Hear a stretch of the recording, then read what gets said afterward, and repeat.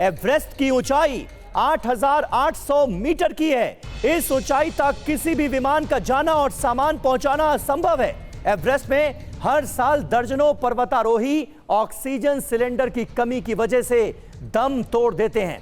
अब इस समस्या का समाधान निकल आया है। यही है अहम खबर। एक ऐसा ड्रोन दरअसल तैयार हो गया है जो एवरेस्ट की ऊंचाई तक ऑक्सीजन सिलेंडर आसानी से पहुंचा सकता है और वापसी में सामान भी वापस ला सकता है। चीन की ड्रोन निर्माता कंपनी DJI ने फ्लाईकार्ट 30 नाम के ड्रोन का दरअसल परीक्षण किया है और खास बात यह है कि यह परीक्षण सफल भी रहा है। यह देखिए, फ्लाईकार्ट 30 पर 3 ऑक्सीजन सिलेंडर एक साथ लटकाए गए और उन्हें 6,000 मीटर की ऊंचाई तक भेजा गया। ड्रोन ने बेस कैंप से उड़ान भरी। ऑक्सीजन सिलेंडर को कैंप 1 तक पहुंचाया गया। ऐसा पहली बार हुआ है जब किसी ड्रोन ने इतनी ऊंचाई पर उड़ान भरी। कंपनी का कहना है कि फ्लाईकार्ट 30 के जरिए तमाम जरूरी सामान पर्वतारोहियों तक इसी तरह से पहुंचाया जा सकेगा।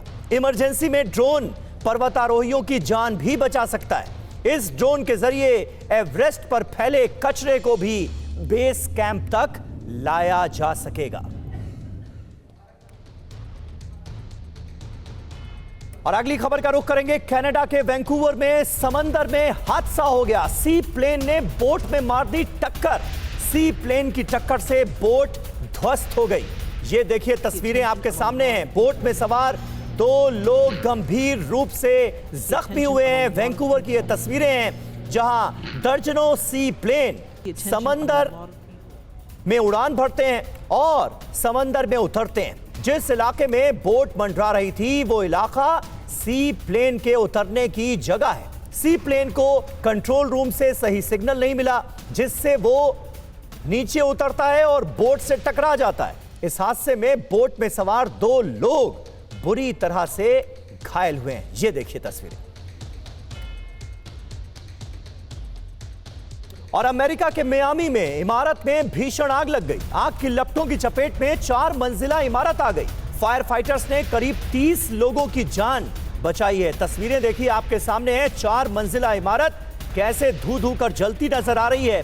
30 लोगों की जान आफत में थी। फायर फाइटर्स ने इन तमाम लोगों की जान बचाई। तो ये तस्वीरें आपके सामने हैं जहां आग की लपटों में पूरी तरह से घिरी नजर आ रही थी 4 मंजिला इमारत। उसके बाद फायर फाइटर्स वहां पर पहुंचते हैं और इस आग पर किसी तरह काबू पाया जाता है। जो 30 लोग यहां पर फंसे हुए थे उनकी जान बचाई गई है। अमेरिका के मियामी की ये तस्वीरें हैं। 2 कैमरों से ली गई तस्वीरें इस अग्निकांड की इस वक्त TV9 भारतवर्ष पर आप देख रहे हैं।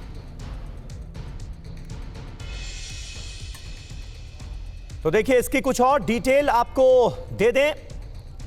पूरी इमारत में करीब 40 मकान थे जो एक के बाद एक आग की चपेट में आते चले गए। पूरा इलाका धुएं से भर गया। कुछ देर बाद 1 दर्जन से ज्यादा फायर ब्रिगेड की गाड़ियां मौके पर पहुंचती हैं और आग को काबू में करने के लिए कड़ी मशक्कत शुरू होती है। आगजनी की जांच कर रहे अफसरों को यह भी पता लगा कि इस इमारत की 3री मंजिल पर एक शख्स को 1 दिन पहले गोली मारी गई थी।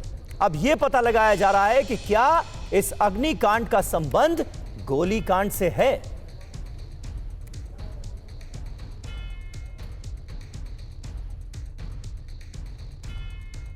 आगे बढ़ते हैं। तेलंगाना के हनमकोंडा से एक बहुत दिलचस्प तस्वीर सामने आई है। एक तालाब में एक शख्स की बॉडी कई घंटों से तैर रही थी। आसपास के लोगों ने जब यह देखा तो पुलिस बुला ली। पुलिस कर्मचारियों ने जब इस शख्स को खींचा तो सब लोग चौंक गए क्योंकि यह शख्स जिंदा था। यह जब पानी से बाहर आया तो इसने बताया कि वो एक खदान में काम करता है। भीषण गर्मी में 12 घंटे लगातार काम करने से वो थक गया था और गर्मी से बचने और आराम करने के लिए वो तालाब में कई घंटों तक इसी तरह लेटा रहा।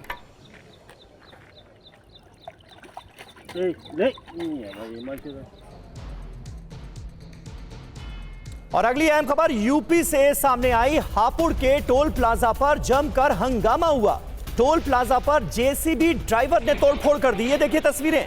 टोल बूथ को किस कदर नुकसान पहुंचाया गया है। दरअसल टोल टैक्स मांगने से जेसीबी ड्राइवर इतना नाराज हो गया कि उसने टोल कर्मियों पर भी एक तरह से हमला कर दिया और टोल बूथ में जमकर तोड़फोड़ कर दी। ये हापुड़ की तस्वीरें आपको दिखा रहे हैं। हापुड़ के टोल प्लाजा पर इस जेसीबी ड्राइवर ने कैसे कोहराम मचाया, ये तस्वीरें देखिए।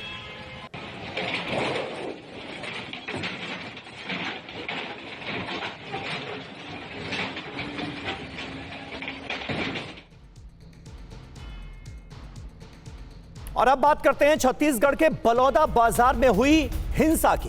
बलौदा बाजार में हिंसा से जुड़ी एक बड़ी अपडेट है। सीसीटीवी फुटेज के आधार पर कार्रवाई हो रही है। हिंसा में शामिल कुछ लोगों को हिरासत में भी ले लिया गया है। पूरे जिले में धारा 144 लागू की गई है। कल प्रदर्शन के दौरान यहां जमकर हिंसा हुई थी। कलेक्ट्रेट में आगजनी की गई थी और कलेक्ट्रेट परिसर के बाहर जो तमाम गाड़ियां खड़ी थी उनमें तोड़फोड़ की गई थी।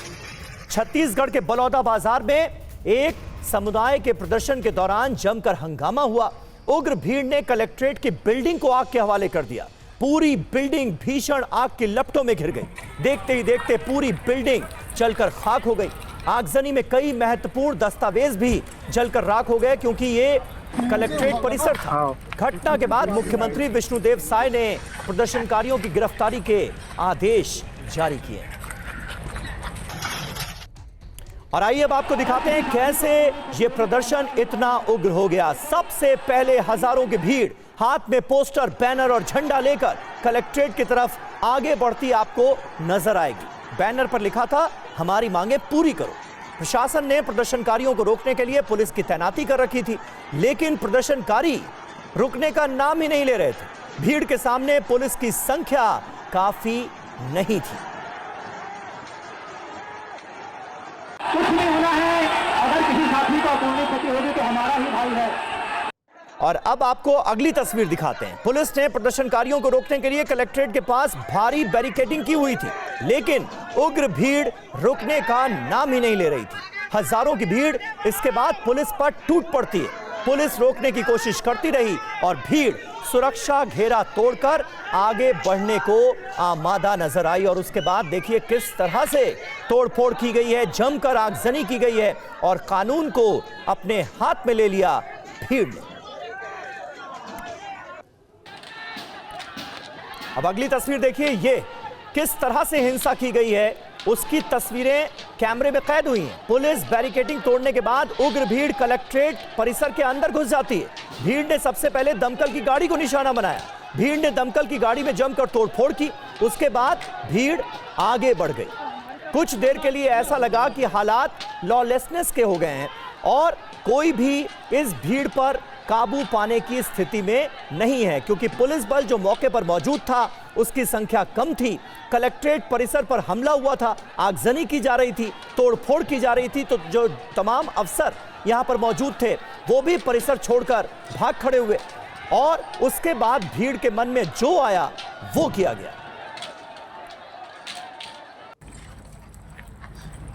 और उग्र भीड़ यहीं नहीं रुकी। कलेक्ट्रेट के अंदर खड़ी दर्जनों गाड़ियों को आग के हवाले कर दिया गया।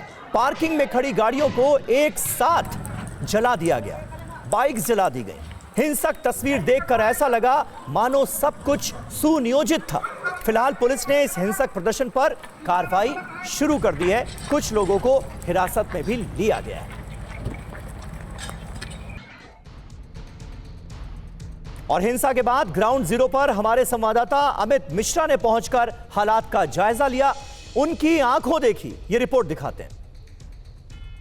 बलौदा बाजार कलेक्ट्रेट परिसर, एसपी कार्यालय जिसको फूंक दिया गया, उसके बाद जितने भी लोग यहाँ पर मौजूद थे उन लोगों ने गाड़ियों पर आग लगाई, तोड़फोड़ की। गुस्सा जो था वो किस कदर लोगों का फूटा है, किस कदर लोगों के गुस्से का शिकार जो है वो यहाँ पर न केवल प्रशासनिक भवन यहाँ पर हुए हैं बल्कि लोगों की गाड़ियाँ आप देखिए किस तरीके से गाड़ियों को तोड़ा गया है। ये गुस्से का वो मंजर है, ये वो नज़ारा है, जीता जागता जो सबूत है कि किस तरीके से यहाँ पर जो घटना हुई थी कितनी भयावह थी। कुछ लोग हैं जिनकी गाड़ियाँ यहाँ पर हैं, हम उनसे ही बात करेंगे। सर, आपकी गाड़ी है ये? हाँ, मेरी गाड़ी है। ये जब घटना हुई तब आप लोग कहाँ थे? अपने चैम्बर में थे, काम कर रहे थे। अच्छा, हाँ। तो ये क्या गाड़ियों को हटाकर यहाँ लाया गया या यहीं खड़ी थी गाड़ी? नहीं, अब हम तो यहाँ पे पेड़ की छांव है करके यहाँ पे जस्ट पार्किंग करके अपना काम कर रहे थे। बट जब ये घटना घटी तो सुरक्षा की दृष्टि से सभी गेट बंद कर दिए थे ताकि कोई असामाजिक तत्व तो अंदर ना आए। तो हम ना बाहर आ नहीं सके गाड़ी को हटाने के लिए, और जब तक आए तब तक के पूरा गाड़ी जो है डैमेज हो चुका था। हाँ, मेरी भी गाड़ी थी, मैं जनसंपर्क अधिकारी हूँ और मेरी भी गाड़ी थी यहाँ पे, और गाड़ी पूरी तरीके से डैमेज भी हो गई है, गाड़ी पलट दिए थे उसके बाद। क्या लगता है ये जो पूरी घटना हुई है, इस घटना से क्या लोगों का गुस्सा वाकई में इतना था, जायज़ गुस्सा था, या इसको किसी तरीके से इस घटना को अंजाम दिया गया? जायज़ गुस्सा तो नहीं कह सकते हैं इसको, या कहीं भी एक सभ्य लोकतंत्र में इसको हम क्लियर नहीं कर पाएंगे, क्योंकि इनका गुस्सा प्रशासन के साथ लड़ाई था, किसी के व्यक्तिगत थे। यहाँ लोग इतने लोग आए हुए थे, कोई छोटा कर्मचारी था, कोई बड़ा कर्मचारी था, उनकी व्यक्तिगत गाड़ियों को 500 गाड़ियाँ थी यहाँ पे, लगभग सारी गाड़ियों को अंधाधुंध चूर किया गया है। ये एक बड़ी बात है। फॉरेंसिक की टीम यहाँ पर मौके पर पहुँच चुकी है। आप देखिए हर एक चीज़ों का जो सैंपल है वो यहाँ पर इकट्ठा किया जा रहा है कि किस तरीके से ये पूरी आगजनी की जो घटना है वो यहाँ पर उसको अंजाम दिया गया, कितने बड़े पैमाने पर नुकसान हुआ है, ये तमाम नुकसान का भी आकलन यहाँ पर किया जा रहा है। पूरी कलेक्टर एसपी की जो बिल्डिंग है वो जलकर यहाँ पर राख हो गई है, कई अंदर फाइलें राख हो गई है, हमने इससे पहले दिखाया आपको, और गाड़ियाँ यहाँ पर पूरी तरीके से जलकर राख हो गई है। फायर ब्रिगेड की गाड़ियों तक को बख्शा नहीं गया था। तो ये जो तस्वीर है, और इसके साथ में जो एफएसएल की टीम के साथ में अलग अलग विभागों की, पुलिस विभाग की, कलेक्टर के अलग अलग डिपार्टमेंट की जो टीमें हैं वो यहाँ पर आई हुई है नुकसान का आकलन लेने के लिए। और आइए आपको सीधे लिए चलते हैं छत्तीसगढ़ के बलौदा बाजार, जहां से हमारे संवाददाता अमित मिश्रा इस वक्त मौजूद हैं। अमित, साफ तौर पर एक बात नजर आती है कि पूरा प्रशासनिक अमला, लोकल इंटेलिजेंस, किसी को भी यह अंदाजा नहीं था कि यह विवाद इस कदर तूल पकड़ सकता है, इतनी हिंसा हो सकती है।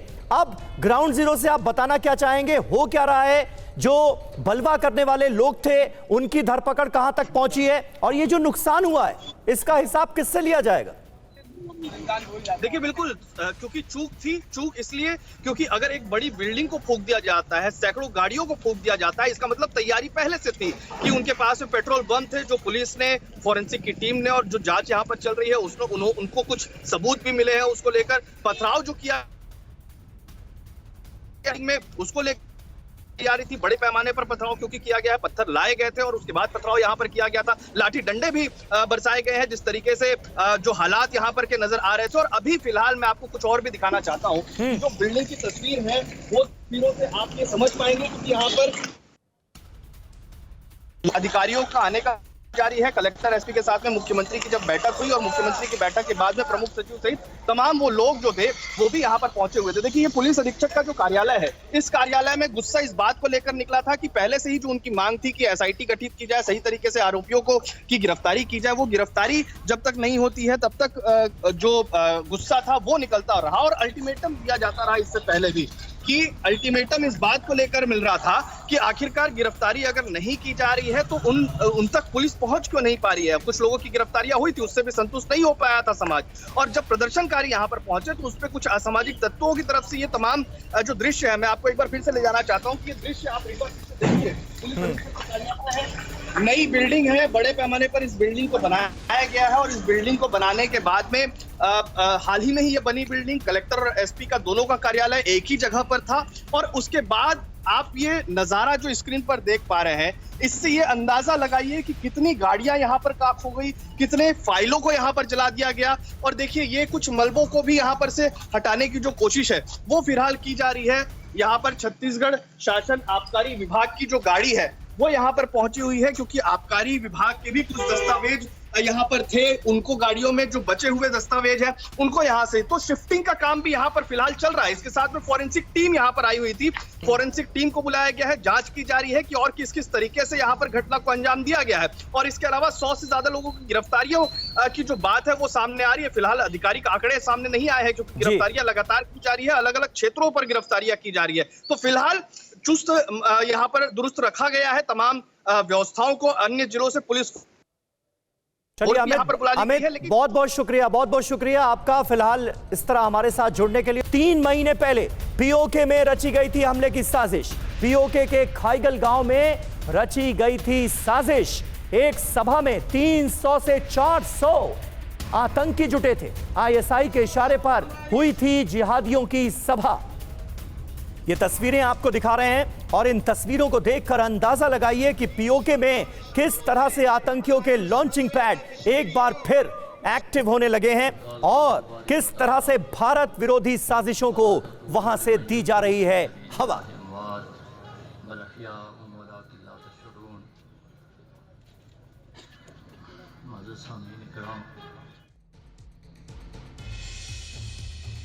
और आइए अब आपको डिटेल में बताते हैं कैसे पीओके में रियासी हमले की साजिश रची गई। इस हमले के पीछे कैसे है पाकिस्तान का हाथ। 3 महीने पहले पीओके के खाईगल में तमाम जिहादी जुटते हैं। 300 से 400 जिहादियों की बाकायदा एक सभा होती है। सभा में भारत पर आतंकी हमले की शपथ दिलाई जाती है। कश्मीर में मारे गए आतंकी अब्दुल वहाब का वारिसी खत भी पढ़ा जाता है। इसी सभा में भारत के खिलाफ जिहाद का आह्वान किया जाता है। इस सभा का आयोजन आईएसआई के इशारे पर हुआ। जी हां, पाकिस्तान की बदनाम खुफिया एजेंसी आईएसआई का हाथ इसके पीछे बताया जा रहा है। अब आपको बताते हैं पीओके के खाईगल में भारत विरोधी इस सभा में किस किस आतंकी संगठन के प्रतिनिधि मौजूद थे। रियासी हमलों की साजिश के सूत्रधार दरअसल यही संगठन है।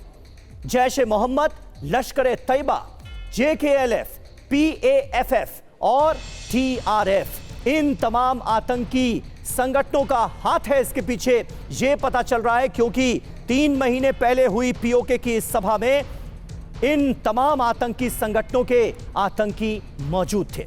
और रियासी हमले में जांच एजेंसियों को भी अहम सुराग मिले। आपको इसकी भी डिटेल देते हैं। और एक मैसेज बिल्कुल साफ है कि भक्तों के, श्रद्धालुओं के हत्यारे किसी भी हाल में बचेंगे नहीं। हमले के पीछे लश्कर तैयबा का हाथ होने का शक है। लश्कर ने अबू हमजा को दी थी हमले की जिम्मेदारी, यह भी पता चला है। विदेशी आतंकवादियों को भी शामिल होने की आशंका है। हमलावर अब भी घाटी में छिपे हैं जिनकी तलाश जारी है। सूत्रों के हवाले से यह खबर सामने आ रही है और देश में इस आतंकी हमले के खिलाफ एक तरह का उबाल है। जयपुर में रियासी हमले के विरोध में प्रदर्शन हुए। जयपुर में पीड़ित परिवारों ने प्रदर्शन किया है, उसकी तस्वीरें भी आपको दिखा रहे हैं। ये देखिए तस्वीरें जयपुर में किस तरह से पीड़ित परिवारों ने प्रदर्शन किया है इस आतंकी हमले के खिलाफ। और इस तरह के प्रदर्शन की खबरें देश के कई हिस्सों से सामने आई हैं। लोग ये डिमांड कर रहे हैं कि पाकिस्तान का जल्द और माकूल जवाब दिया जाना चाहिए।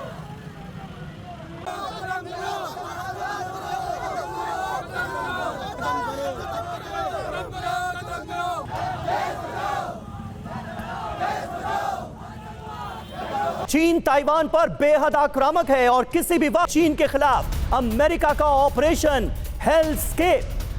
ताइवान पर हमले की स्थिति में अमेरिका अलर्ट है। अमेरिका अपने घातक हथियार ताइवान भेजेगा। अमेरिका चीन को उलझाने की रणनीति पर काम करेगा।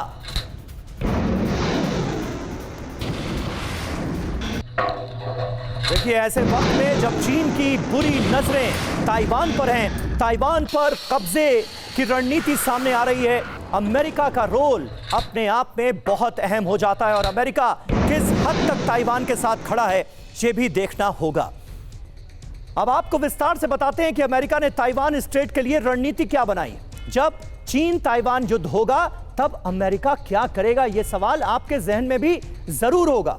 चीन के खिलाफ अमेरिका का ऑपरेशन हेलस्केप, इसकी डिटेल आपके सामने। ताइवान पर चीनी हमला शुरू होने पर अमेरिका भेजेगा 1000 ड्रोन। आसमान के साथ साथ पानी में भी अमेरिकी ड्रोन की मूवमेंट होगी। ताइवान स्ट्रेट में ड्रोन के जरिए चीन को उलझाएगा अमेरिका, ये प्लानिंग सामने आई है। हजारों ड्रोन से चीनी वॉरशिप, फाइटर जेट्स को आगे बढ़ने से रोका जाएगा। चीन को ताइवान में घुसने से रोकने की तैयारी कर चुका है अमेरिका। चीन को 1 महीने तक रोकने का अमेरिका का यह प्लान है। चीन को तब तक उलझा कर रखने की रणनीति सामने आई है जब तक अमेरिकी मदद पहुंच ना जाए। और आखिर क्यों अमेरिका ताइवान की मदद कर रहा है? अमेरिका के लिए ताइवान कितनी अहमियत रखता है, यह जानना भी आपके लिए जरूरी है। और इससे जुड़ी अहम डिटेल ये रही आपके सामने। ताइवान में अमेरिका का ज्वाइंट कमांड सेंटर है। ताइवान के चारों तरफ अमेरिकी बेस हैं। गुआम आइलैंड, जापान, फिलीपींस में बड़े अमेरिकी बेस मौजूद हैं। अमेरिकी चक्रव्यूह के जरिए चीन से ताइवान की रक्षा की जाएगी। चीन की मिलिट्री ड्रिल के बाद अमेरिका ने ये नया प्लान बनाया है। हमारे सहयोगी मनीष झा जो ये तमाम एक्सक्लूसिव जानकारियां जिन्होंने हम तक पहुंचाई है वो इस वक्त हमारे साथ स्टूडियो में मौजूद हैं। मनीष, चीन से अमेरिका की सीधी टक्कर के आसार कितने बनते हुए नजर आ रहे हैं और अमेरिका की ये रणनीति चीन के खिलाफ उस स्थिति में कि अगर चीन हमला करता है, ताइवान पर कब्जे की कोशिश करता है, तो अमेरिका करेगा क्या? इस प्लानिंग से जुड़ी और क्या डिटेल आप हमारे दर्शकों को देना चाहें? बिल्कुल समीर, देखिए ताइवान के संदर्भ में अगर आप देखें तो जब चीन ताइवान पर हमला करेगा और कैसे हमला करेगा ये तो चीन ने अपने मिलिट्री ड्रिल में दिखाई दिया था कि चीन का प्लानिंग क्या है। लेकिन अमेरिका की प्लानिंग क्या है? आखिरकार अमेरिका चीन को कैसे रोकेगा? आखिरकार अमेरिका ताइवान की कैसे रक्षा करेगा? तो अमेरिका का कहना है कि हम ताइवान स्टेट में यानी चीन के मेनलैंड और ताइवान आइलैंड के बीच का जो समंदर है जिसे ताइवान स्टेट कहा जाता है वहां पर नरक जैसे हालात बना देंगे।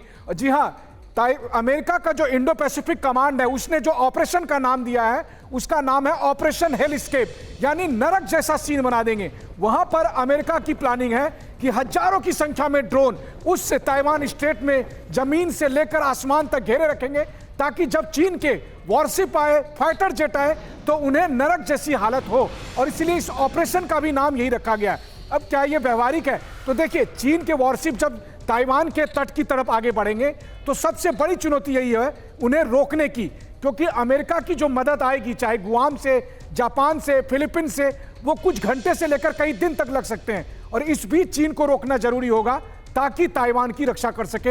ये पूरी ओवरऑल प्लानिंग है अमेरिका की। बिल्कुल बिल्कुल मनीष, आपने ये बहुत महत्वपूर्ण जानकारियां दी। आप बने रहे हमारे साथ और जल्दी से अपने दर्शकों को दिखा देते हैं युद्ध से जुड़ी 5 बड़ी खबरें भी। रूस बेलारूस के बीच परमाणु ड्रिल की खबर है। परमाणु ड्रिल का दूसरा चरण शुरू हो गया है। नाटो को जवाब देने के लिए यह युद्धाभ्यास किया जा रहा है। ये देखिए तस्वीरें भी इस परमाणु ड्रिल की हम आपको दिखा रहे हैं। नाटो का जवाब देने की कैसी है तैयारी, ये आपको ड्रिल की तस्वीरें देखकर समझ आएगा।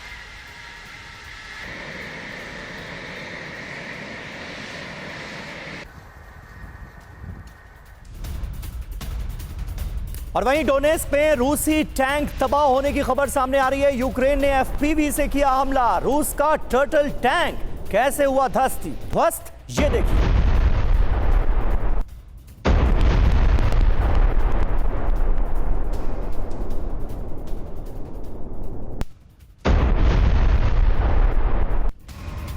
और वहीं यूक्रेनी Mi-24 हेलीकॉप्टर का एक्शन भी नजर आया है। रूसी ठिकानों पर बरसाए गए हैं गोले। यूक्रेनी सैनिकों ने ड्रोन से ये वीडियो बनाया है जो इस वक्त TV9 भारतवर्ष पर आपके सामने है।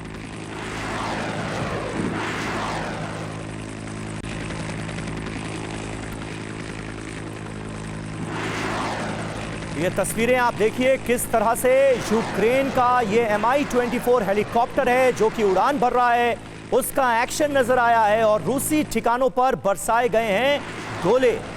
ये वीडियो जो इस वक्त आप देख रहे हैं ये यूक्रेनी सैनिकों ने ही बनाया है और इस वीडियो को एक ड्रोन के जरिए बनाया गया है जो इस वक्त आपके सामने है।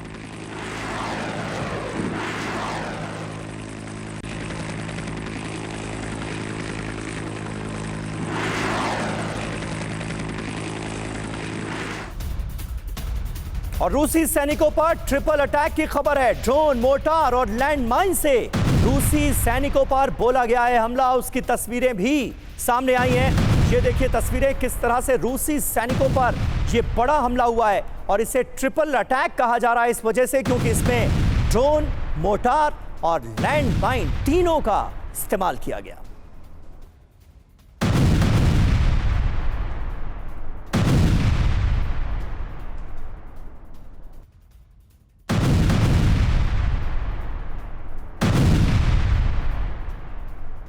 तो ये तस्वीरें आपको दिखा रहे हैं रूसी सैनिकों पर। देखिए किस तरह से ये बड़ा हमला अंजाम दिया गया है, इसे ट्रिपल अटैक कहा जा रहा है। किस तरह से ड्रोन, मोर्टार और लैंडमाइन का इस्तेमाल किया गया है यूक्रेन की तरफ से अभी भी बड़े हमलों का सिलसिला जारी है और युद्ध में रूसी सैनिकों की भी बड़े पैमाने पर जान गई है और यह सिलसिला लगातार जारी नजर आ रहा है। ताजा हमले का वीडियो इस वक्त आप देख रहे हैं।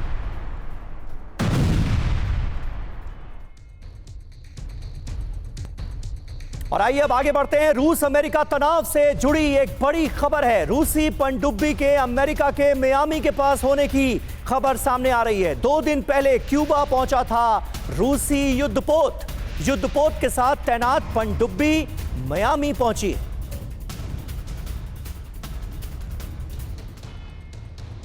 ये पूरी खबर और इससे जुड़ी डिटेल अब हम आपको देने जा रहे हैं। अमेरिकी समंदर में रूसी पनडुब्बी, जी हां, क्यूबा गए रूसी बेड़े में शामिल थी ये पनडुब्बी। ये एक्शन अपने आप में क्या बता रहा है, ये जरा आप समझिए। रूसी पनडुब्बी में 4 न्यूक्लियर मिसाइलें भी तैनात थी। यहां पर मैप के जरिए हम आपको पूरी पोजीशनिंग दिखा रहे हैं। अमेरिका का फ्लोरिडा, मियामी, हवाना और क्यूबा रूसी पनडुब्बी के मियामी तट के आसपास होने का शक जाहिर किया गया है। मनीष झा क्योंकि हमारे साथ स्टूडियो में मौजूद है। मनीष, थोड़ा सा आप अगर इंफॉर्मेशन वॉल का रुख करें तो और हमारे दर्शकों को आप बेहतर तरीके से समझा सकते हैं कि इस मूवमेंट के मायने क्या है। मियामी में अमेरिका का बड़ा नेवल बेस भी है। जी हाँ, बिल्कुल। देखिए, सबसे बड़ी बात यह है कि रूस ने वहां से हजारों किलोमीटर दूर अमेरिका के पास क्यूबा तक फ्रिगेट एडमिरल गोर्स्कोव को भेजा था। उसका वीडियो हमने देखा है। लेकिन अहम बात क्या है, इस जगह से यहां की दूरी महज 150 किलोमीटर के पास है। यहां पर रूसी फ्रिगेट एडमिरल गोर्स्कोव यानी कि युद्धपोत तैनात था। लेकिन उसके साथ जो सबमरीन आई थी उसका नाम है कजान। और कजान सबमरीन के पास हाइपरसोनिक मिसाइल मौजूद है। वो जो न्यूक्लियर सबमरीन है वो मियामी के तट के पास है और इसी वजह से अमेरिकन नेवी उसे सैटेलाइट के जरिए लोकेट करने की कोशिश कर रही है। तो यानी कि आप सोचिए कि न्यूक्लियर पनडुब्बी, रूस का न्यूक्लियर पनडुब्बी इस वक्त अमेरिका के तट के पास भेज रहा है। यानी कि अगर अमेरिका ने अपनी फौज भेजने की बात यूक्रेन की थी तो पुतिन का बदला देखे कि पुतिन ने अपने न्यूक्लियर सबमरीन को अमेरिका के तट के पास भेज दिया। यहाँ पे मियामी है, यहाँ पर आप देखिए, यहाँ वाशिंगटन डीसी और न्यूयॉर्क। नहीं, लेकिन इस मूवमेंट का अमेरिका की तरफ से कोई रिटेलिएशन नहीं हुआ है। देखिए, अमेरिका को रूस ने कहा कि हम तो इंटरनेशनल वाटर में हैं। और जब हम इंटरनेशनल वाटर में हैं तो आप कैसे हमें कुछ कह सकते हैं। अमेरिका की बौखलाहट यह है कि अमेरिका पता करने की कोशिश में कर रहा है कि वो अमेरिका के कितने नजदीक पहुंच चुका है। क्योंकि यहां से महज 2 से 3 मिनट में वो यहां पर कहीं भी अटैक कर सकता है। बिल्कुल, इसलिए ये मूवमेंट अपने आप में बहुत खास है और इससे जुड़ी तमाम जानकारियां हमने आप तक पहुंचाई। आने वाले वक्त में यहां पर इस रीजन में होने क्या वाला है, इस पर आगे भी हमारी नजर रहेगी। अमेरिका को 180 सेकंड का खौफ, ये क्यों कहा जा रहा है समझिए। महज 180 सेकंड में हमला कर सकती है रूसी पनडुब्बी, जिसका अभी जिक्र कर रहे थे मनीष झा। अमेरिकी नेवी ने P-8 पोसाइडन को यहां पर लगाया है। रूसी पनडुब्बी की तलाश कर रही है P-8 पोसाइडन। रूसी पनडुब्बी के फ्लोरिडा तट से 100 किलोमीटर दूर होने की खबर है। पेंटागन में रूसी पनडुब्बी पर खलबली मची हुई है। रूस की तरफ से यह जो मूवमेंट किया गया है, इसने जाहिर है अमेरिका की पेशानी पर बल ला दिए। और देखिए, एक और अहम खबर, क्यूबा में ICBM तैनात कर सकता है रूस। मैक्सिको, वेनेजुएला में भी ICBM की तैनाती हो सकती है, यह मुमकिन है। नेटो को जवाब देने की तैयारी में है रशिया।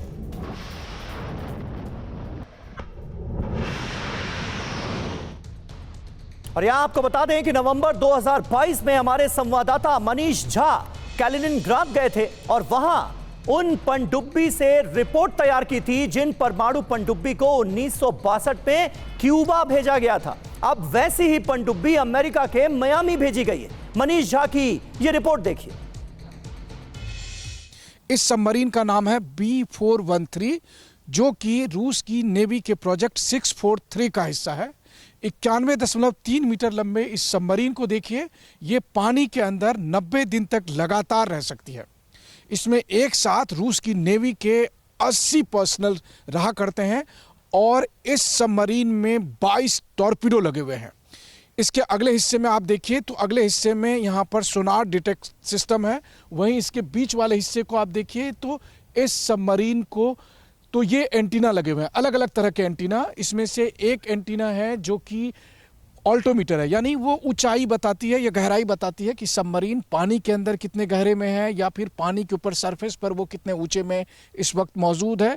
वहीं दूसरा एंटीना जो है वो ये बताता है कि दुश्मन का जो सबमरीन है या कोई जहाज है वो अभी कहाँ पर है, कितनी दूरी पर है। वहीं तीसरा एंटीना जो है वो ये बताता है कि अगर अटैक करना है तो किस तरीके से अटैक किया जाए। इस सबमरीन की जो स्पीड है वो सरफेस वाटर पर 17 नॉट्स की स्पीड है, वहीं पानी के अंदर ये 16 नॉट्स की स्पीड है यहाँ पर। और सबसे बड़ी बात है कि यह सबमरीन रूस के बाल्टिक सी फ्लीट का हिस्सा रहा है। और अहम बात यह भी है कि इस सबमरीन को क्यूबा मिसाइल संकट के दौरान क्यूबा भेजा गया था ताकि ये रूस की नेवी के साथ लड़ाई कर सके। और अब यह सबमरीन यहाँ बाल्टिक सी पर तैनात है। नवंबर 2022 की मनीष की हमने आपको रिपोर्ट दिखाई। आगे बढ़ेंगे। रूस ने बैटल ग्राउंड में उतारा है सबसे घातक हथियार। रूस ने यूक्रेन के खार्किव में उतारा है मालवा होवित्जर। खार्किव में 2S43 मालवा होवित्जर का एक्शन देखिए। होवित्जर से अटैक में यूक्रेनी पोस्ट को कैसे किया गया है तबाह। ये तस्वीरें आपके सामने।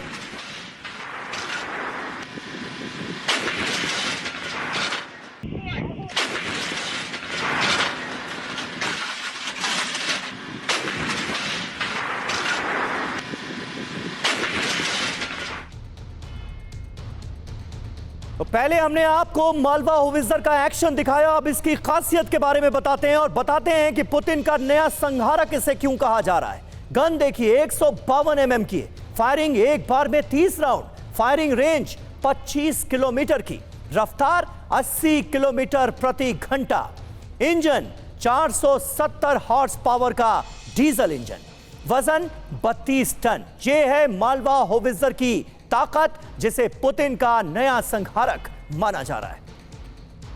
और अब रुख करते हैं देश की सबसे चर्चित खबर का। जी हां, नीट मामले में सुप्रीम कोर्ट ने एनटीए को नोटिस किया है। सुप्रीम कोर्ट का काउंसलिंग पर रोक से इनकार भी सामने आया। परीक्षा की पवित्रता प्रभावित हुई। देखिए कितनी बड़ी टिप्पणी है यह सुप्रीम कोर्ट की। 8 जुलाई को मामले में अगली सुनवाई मुकर्रर की गई।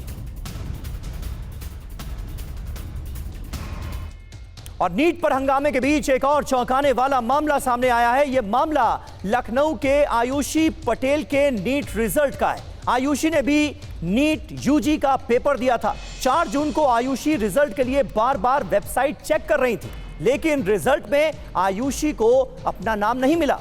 बाद में एनटीए से पूछने पर जवाब चौंकाने वाला मिला।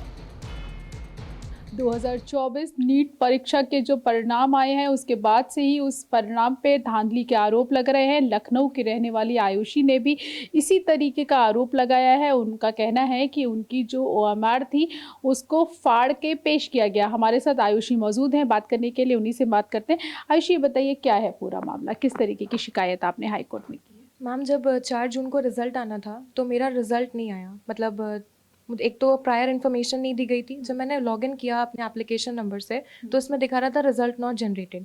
तो मुझे लगा कि हो सकता है 23 लाख स्टूडेंट्स हैं, ट्रैफिकिंग की वजह से रिजल्ट नहीं आ रहा है। 1 घंटे बाद मेरे पास एक मेल आता है कि मेरी OMR शीट डैमेज्ड और टॉर्न कंडीशन में उनको मिली, इसलिए मेरा रिजल्ट अवेटेड है, वो रिजल्ट शो नहीं कर सकते, उनको स्किप कर दिया रिजल्ट। तो इतना देखने के बाद मतलब आई वाज शॉक्ड। मैंने फ़ोन अपना रख दिया।